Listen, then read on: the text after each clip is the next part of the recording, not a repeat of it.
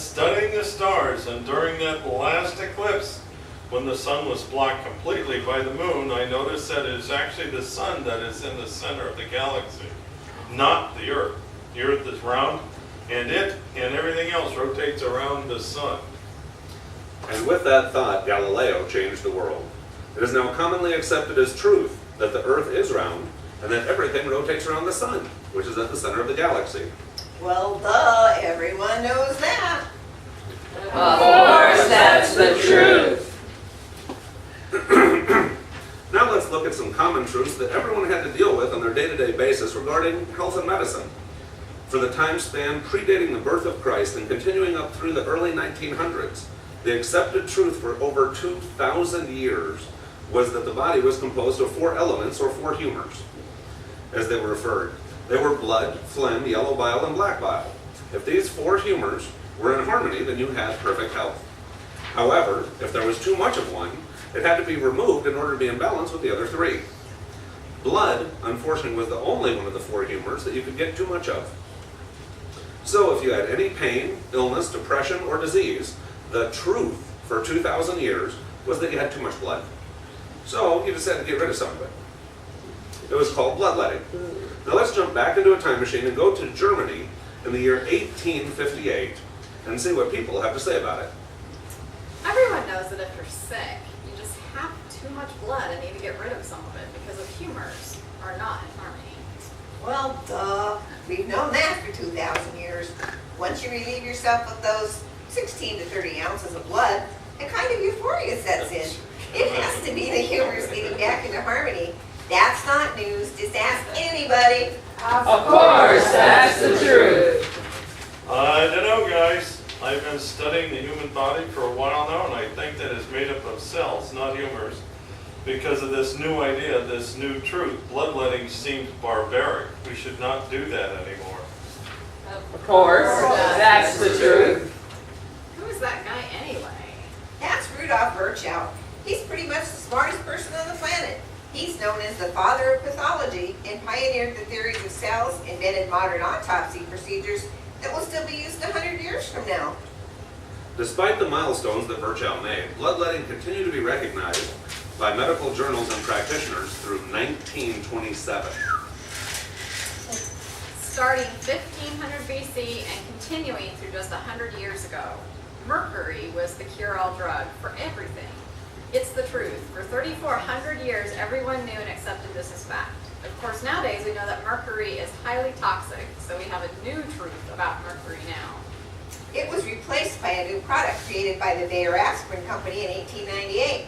This new product was the new cure-all drug. No matter what was wrong with you, when you took this drug, you felt better instantly, no matter what was wrong with you.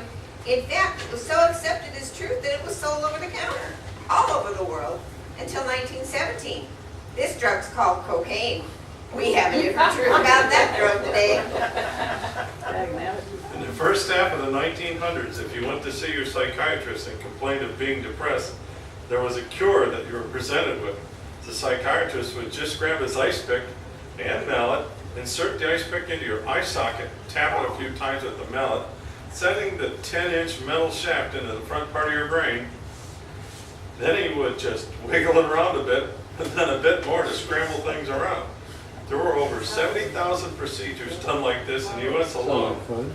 The inventor of this procedure, called a lobotomy, I think I had one done, was awarded the Nobel Prize in 1949. Into the 1960s, the procedure was so accepted as truth that many parents brought their moody teenage children to have the procedure done.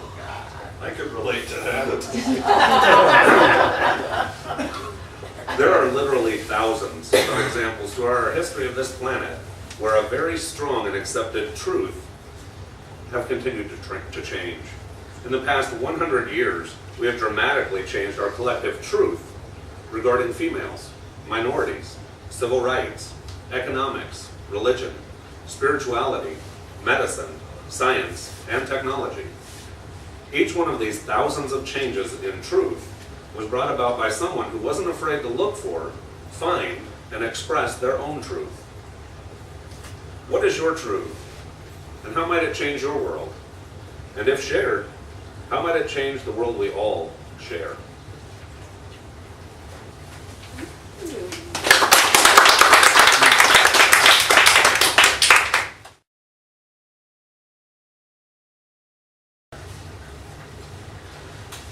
So today's message, we're talking about truth. How about that? We all know what truth is, right? Or do we? As we saw from the skit, there's been a lot of different levels of truth accepted over time. You can go to any one of 100 doors, 1,000 doors in Brevard County and have people tell you what the truth is. I believe that we're in a time past being told what to think. A time being encouraged to think for ourselves. I've been a student of truth my whole life, and have gone to the ends of the earth that I'm aware of to find it. I used to think that truth was an absolute. After all, that would be the definition of it. That it would be the same, that it would be unchanging, that it would be the truth once I found it. And as a kid, I was taught what the truth was. And it worked until it didn't. But the point is, in my study of the truth, what I found is there are two major common denominators that make up the truth. The first is the perspective in which it's viewed from, and the second is the depth in which it is studied. Now we're doing a little exercise. Our walkway is not exactly even, so y'all are going to have to speak up. But everybody who can see the cup, what do you see here? Hard rock. Hard rock. Coffee cup. I guess so. Okay. Now everybody on this side of the room, what do you see? Love all, serve all. Okay, so everybody on this side of the room, you know the truth, right? You know what's written on that cup. What's it say? Love all, serve all. Love all, serve all. Is that right? Yes. So we probably need to convince these folks, because of course you're right, because you can see, you can prove right there what's written on that cup, right? But y'all, what do y'all see? Hard rock. I see who? Honolulu. Oh. That's Okay. that's wrong. So we got Hard Rock, we got Honolulu. Okay? So we probably need to convince these folks that the cup really says Hard Rock, right? Because there's no way that it says, what y'all say? Love all, serve all. No, I can't say that. I don't see that anywhere on the cup, do you? No. Now, the next question would be the depth of the study. What's inside the cup? Is it hot? Is it cold? Nothing. Is it empty? Do we even know? Have we explored the inside yet? Let's rock. Let's rock. The inside has a completely different message than the outside. Heck of a deal. But how can we all be right if we're all wrong?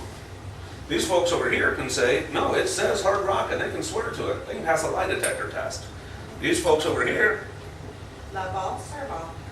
but the folks that go on the inside, they got a completely different thing. But those folks who read the handle, they say, no, that's in Honolulu. Other folks may say, no, it's cup. And what's on the bottom? Other folks may say, it says Hard Rock Cafe. Other folks may say it's black. Some say, no, it's white. It's confusing. Some say it's empty. Some say it's full. Now, what about the folks who don't have the gift of sight? Who see through their hands? They might think that you're all wrong. Now, imagine if the only way you saw the world was through a microscope. How would your viewpoint be different? The truth is, it's the same cup. It's the same truth. It's our perspective that we're seeing it from, how rigidly we want to be attached to our viewpoint, and the depth in which we explore our truth. That's kind of step number one. My first truth about truth. The second is that as our perception of the truth changes, we change. And basically, the truth changes with us. It grows with us. As a kid, I wholeheartedly believed that babies were brought by storks. You told him that?